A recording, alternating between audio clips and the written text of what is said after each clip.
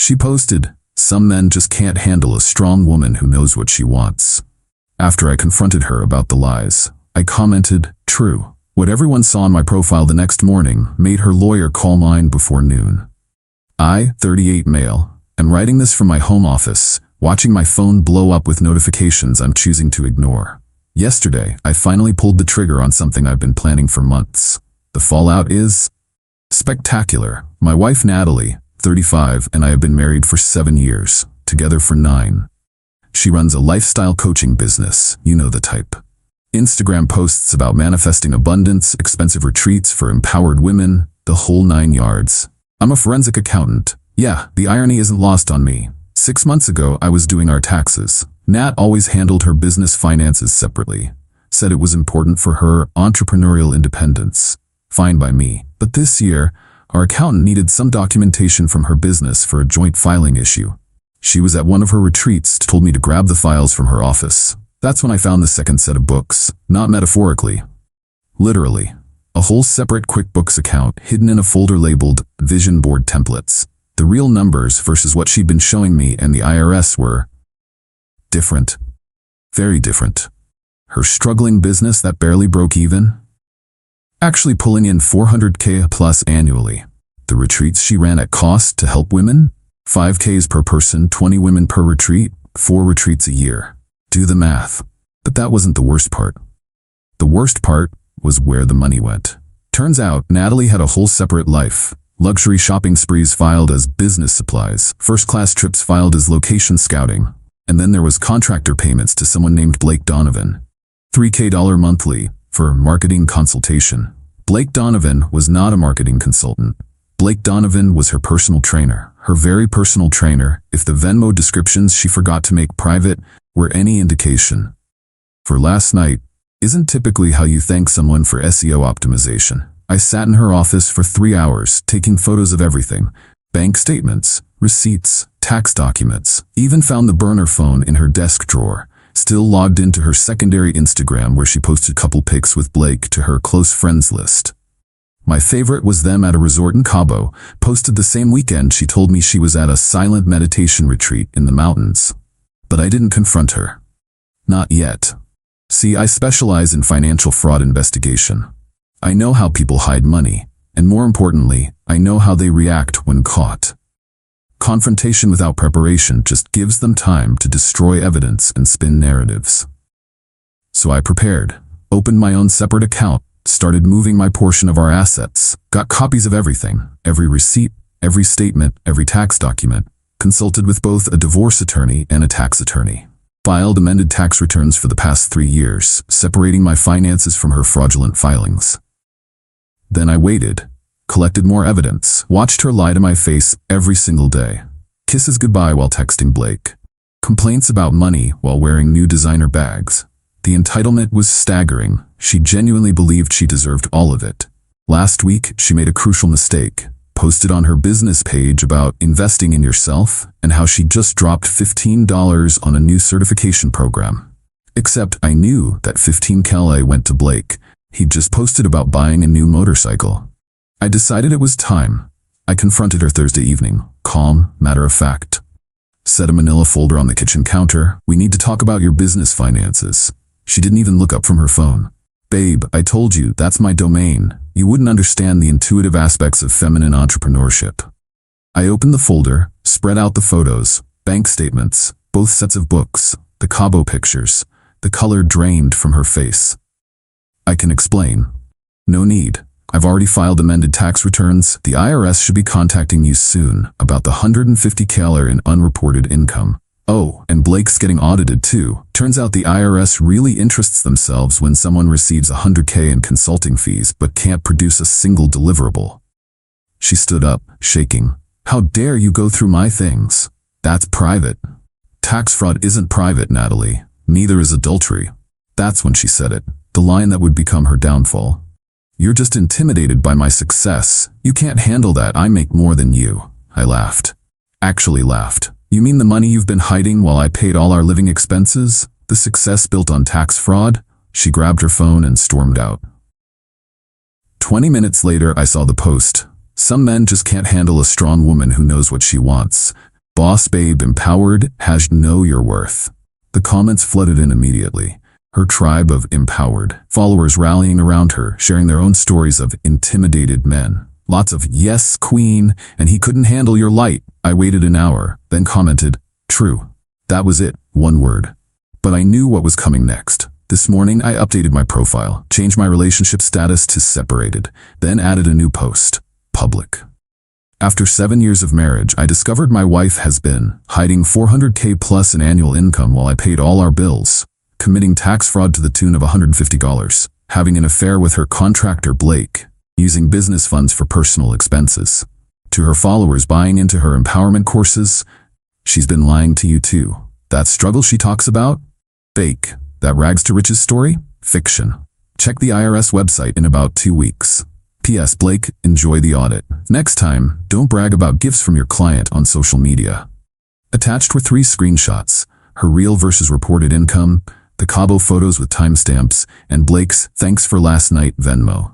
By 9 a.m., my phone was nuclear. Her business page was getting bombarded with refund demands. Blake's trainer profile was flooded with angry comments from his other clients. By 10:30, Natalie's lawyer was calling mine, demanding I take down the post, threatening defamation suits. My lawyer's response? Truth is an absolute defense to defamation. Your client is welcome to prove any of his statements false, under oath, in court. By noon, they were begging for a meeting. I said no. See you in court. The IRS works on their own timeline, but they don't mess around with 6 figures of unreported income. And thanks to my amended returns clearly separating my finances from hers, I'm in the clear. She wanted to be a strong, independent woman. Congratulations. She can independently handle her audit. Update 1. The entitlement has reached levels I didn't think were possible. This week has been absolutely insane. After my post went viral in her business community, Natalie went into full damage control mode. But instead of, taking accountability, she doubled down. First, she made a 20-minute IGTV video. Full makeup, ring light, the works. Titled it, "When Your Husband Tries to Dim Your Shine, My Truth." Her version? I was a controlling husband who couldn't handle her success. I snooped through her private business files out of jealousy. The separate books? Different accounting methods for different purposes. Blake, a dear friend and business mentor whom my insecure husband misunderstood. The tax fraud? Never mentioned. Funny how that works, but here's where it gets good. She started selling a new course, Rising Above Toxic Masculinity in Business. $497. Limited time offer for her warrior women who've been held back by unsupportive partners. She sold 50 spots in 3 days. That's almost $25. Meanwhile, her existing clients were demanding refunds. Her mastermind members were canceling subscriptions. One woman commented that she paid $10 for a breakthrough intensive that was just Natalie reading from a self-help book for 6 hours. So what does Natalie do? Threatens to sue anyone who leaves negative reviews. Sends cease and desist letters to former clients. Claims they're violating NDAs they signed. Spoiler, an NDA doesn't cover fraud. But the best part? She tried to hide assets. Tuesday morning, I get an alert from our bank. Large transfer pending approval. She tried to move $80K from our joint investment account to one in her mom's name, except she forgot I'm the primary on that account. Transfer denied. Then she tried to liquidate her business accounts, except the IRS had already frozen them pending investigation. Oops. Wednesday, she showed up at my office. With Blake. I was in a meeting when reception called. "Mr. Name, your wife is here with a gentleman. They're insisting on seeing you." I let them wait 45 minutes. When I finally came down, she was pacing the lobby while Blake sat there looking uncomfortable in designer gym wear. "We need to talk, privately." She grabbed my arm. I pulled away. "Anything you need to say can go through lawyers." Blake stepped forward. Full tough guy mode. "Listen man, you need to stop harassing that. Take down the post and move on." Harassing? I posted the truth once. She's the one making daily videos about it. You're ruining her business. No, her fraud is ruining her business. By the way, how's your audit going? His face went red. Turns out the IRS had contacted him Monday. They were very interested in how a personal trainer with no marketing experience earned 6 figures in consulting fees. Even more interested in why he hadn't reported most of it. Natalie jumped in. "This is financial abuse. You're trying to control me." Financial abuse is hiding $400K while your spouse pays all the bills, Nat. That's when she pulled out her phone and started recording. I need everyone to witness this. My abusive ex is confronting me at his workplace, trying to intimidate me with his financial privilege. I smiled at the camera. Hi everyone. Quick fact check. She came to my workplace, uninvited, with her affair partner, to demand I stop telling the truth about her tax fraud. Also, financial privilege? I drive a 2015 Honda. Security arrived then, asked them to leave. Natalie made a scene about calling the police. Security pointed out she was trespassing. They left, but not before she yelled, "You'll be hearing from my lawyer." That afternoon, her lawyer did call mine with a settlement offer. She wanted 70% of all marital assets, permanent alimony of $5,000 per month, the house, both cars, me to retract all statements and delete all posts, a public apology, $100 for reputational damages.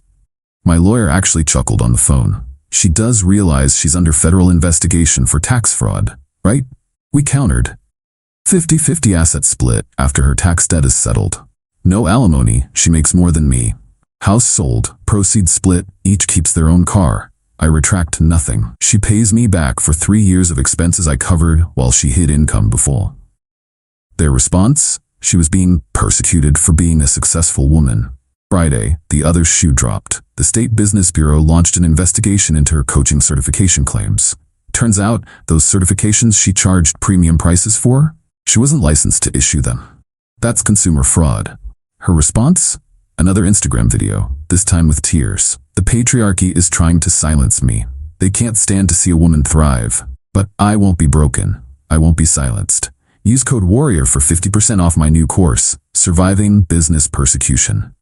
The comments were brutal. Former clients sharing screenshots of unfulfilled promises, women who'd maxed out credit cards for her life-changing programs that were just recycled Pinterest quotes. But my favorite comment? From Blake's actual girlfriend. Yeah, turns out he had one. She had thoughts about those late-night sessions and energy healing retreats. As of today, IRS investigation ongoing. State consumer fraud investigation launched. Her business Instagram lost 10K followers. Blake is desperately trying to prove he did actual marketing work. She's still posting daily about being persecuted. She's moved in with her mother. My lawyer says the divorce will be straightforward once the criminal stuff is handled. The entitlement is staggering. She committed tax fraud, cheated, lied for years, and somehow I'm the villain for exposing it. Next week is the first divorce mediation. This should be interesting. Update 2. Mediation was exactly what you'd expect from someone who thinks consequences are persecution. Natalie showed up 40 minutes late in a new Mercedes, leased the day before, found out later. Full designer outfit, fresh extensions, the works. Her lawyer looked exhausted already. First words out of her mouth, "I hope you're happy destroying a woman's dreams." My lawyer, "Ma'am, we're here to discuss asset division." What followed was 3 hours of Olympic-level mental gymnastics, the hidden income, creative accounting for tax optimization. Her lawyer actually winced. The affair? Emotional support during a toxic marriage. The fraud investigations? Jealous competitors making false reports? My amended tax returns? Financial abuse and control. But the real entertainment started when we got to asset division. See, Natalie had convinced herself that her hidden money was untouchable. That's my business income. He has no right to it. My lawyer calmly explained community property laws. Money earned during marriage is marital property, whether hidden or not. Her response? That's sexist. The law is biased against female entrepreneurs. Then came the forensic accounting report. I'd hired a firm to trace everything. Every hidden account, every falsified expense, every dollar sent to Blake for marketing. Total hidden over 7 years. $2.3 million. The mediator had to call a break when she saw the number. Natalie went pale, then red, then started hyperventilating about panic attacks and needing her emotional support supplements. During the break, she tried a new strategy. Cornered me in the hallway. "Baby, we can work this out. Just call off the dogs and we can start fresh. I'll even go to counseling. With Blake, I'll cut him off. He meant nothing. Tell that to the IRS." She switched tactics instantly. "You're going to regret this. I have influence. I have followers. I'll make your life hell." "You mean the followers currently suing you for fraud?" That's when she snapped. Full volume, in the courthouse hallway. "You mediocre little man. You could never handle my success. I'm a goddess, and you're just a boring accountant who couldn't satisfy me in any way." Court security stepped in. The mediator suggested we continue another day, but Natalie wasn't done. That evening she launched her nuclear option, Financial Abuse is Real campaign. Posted a series of stories. When your ex weaponizes the IRS against you, how men use financial control to punish successful women, why I stayed silent about my abuse for so long. The system protects abusers with accounting degrees, each with increasingly dramatic selfies. Crying in her Mercedes, looking pensively at her empty ring finger, staring at old wedding photos with black and white filters. Her followers ate it up, started sharing their own stories. Team Natalie started trending in her niche. Then someone did a reverse image search on her crying in poverty photos, found them on a stock photo site. She'd literally purchased staged crying photos and was passing them off as real. The backlash was swift. But instead of backing down, she doubled up, created a GoFundMe. Help me rebuild after financial abuse. Goal, $50K. The description was a masterpiece of fiction. Claimed I'd trapped her in poverty, forced her to hide money for her safety, and weaponized the government against a survivor. She raised $500 in 2 days, all from her mom and aunt. Meanwhile, the investigations were progressing. The IRS had found more than just tax evasion. Turns out some of those business expenses were straight-up money laundering for other coaches in her network. She was washing their income through her retreats in exchange for kickbacks. Her lawyer called mine. We need to talk. Off the record. They met. Her lawyer laid it out. Natalie was looking at potential criminal charges, federal charges. She needed to settle the divorce quickly and quietly to focus on the bigger problems. New offer. I keep the house, 60-40 asset split in my favor, after tax debts. No alimony either way. She keeps her business, what's left of it. I keep my retirement accounts. My lawyer advised taking it. She's going to need every penny for criminal defense soon. But Natalie couldn't even do that gracefully. The day before signing, she posted another video. Sometimes a queen has to strategic retreat to build her empire. I'm choosing peace over justice because my energy is too valuable to waste on toxic people. Big things coming. We signed Friday. She showed up with a film crew, said she was documenting her journey through adversity for a documentary. Judge shut that down immediately. After signing, she turned to me. You may have won this battle, but I always win the war. Watch me rise. That weekend, she launched her Phoenix Rising Mastermind, $10 for 6 weeks of rebuilding after betrayal. She got 2 signups, both requested refunds within 24 hours when they realized the first module was just her ranting about me for 90 minutes. As of now, divorce finalized, house is mine, IRS criminal investigation ongoing, state fraud charges pending, her business Instagram down to 5K followers from 50K. Blake fled the state, warrant for tax evasion. She's living with her mom, selling courses from her childhood bedroom. The best part? She's still posting daily about being a business goddess and wealth manifester while actively under federal investigation. You really can't make this stuff up. Final update. Well folks, we've reached the end of this wild ride. Grab your popcorn because the finale is something. Last month, the IRS filed formal charges. Multiple counts of tax evasion, 1 count of conspiracy to commit tax fraud, and 2 counts of money laundering. The state piled on with 8 counts of consumer fraud and operating without proper business licenses. Natalie's response? An Instagram live titled, When Success Makes You a Target. She went full conspiracy theory. The government was intimidated by her. The patriarchy couldn't handle her empowerment of women. I had connections, I don't, that I used to orchestrate everything. She even suggested the IRS agent assigned to her case was probably my secret lover. The live had 200 viewers, down from her usual 2,000. Even her diehard followers were starting to see the cracks. But the real entertainment came when she decided to represent herself. Fired her lawyer because he was part of the system trying to oppress her. Filed a motion declaring herself a sovereign citizen and therefore not subject to federal tax law. The judge's response is public record. Motion denied.